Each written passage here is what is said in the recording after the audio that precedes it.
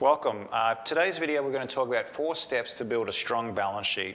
And a balance sheet is having a strong balance sheet is what's going to keep you being able to withstand the storms and the winds that may come against you outside of your control. So the businesses that had a strong balance sheet after the GFC, they did a lot better than the businesses that didn't. And so I'm just going to give you 4 steps, and these 4 steps mainly come from a book called Right Away and All at Once by Greg Brenneman. So I'd recommend you reading that book if you enjoy reading.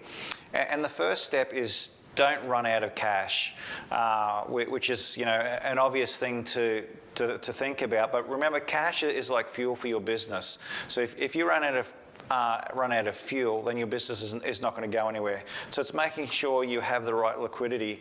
And one of those things is not growing too fast. Businesses that grow too fast, they run out of cash. How many businesses have we seen they're in the news for growing their franchise, and they're growing so often, they're growing so much so quickly, but then a year or two later, they've gone into liquidation. And one of the reasons for that is they've grown too fast. So don't run out of cash. 2 is know your leverage. So how much debt do you have? And how much can you sustain? What would happen if your sales dropped by 30%? Can your business sustain such a drop in sales? Can you continue paying back your loan? Because remember, your loan is really just like a fixed expense. You still have to pay it back no matter where your sales are at.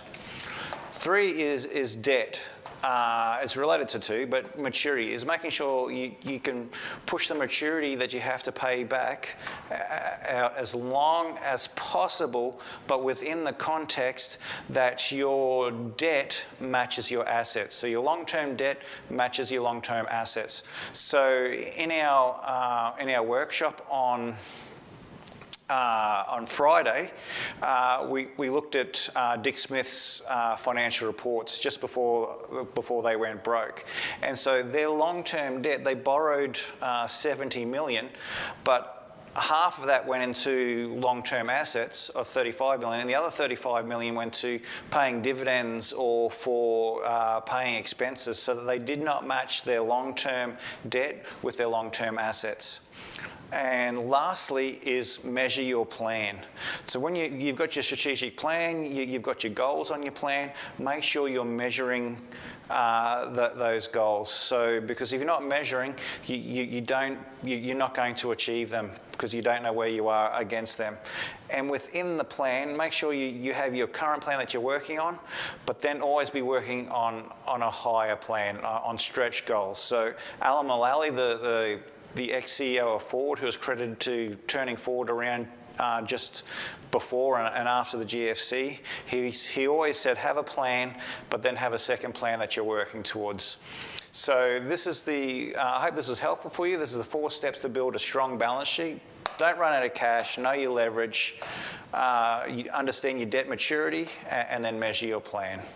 Thank you.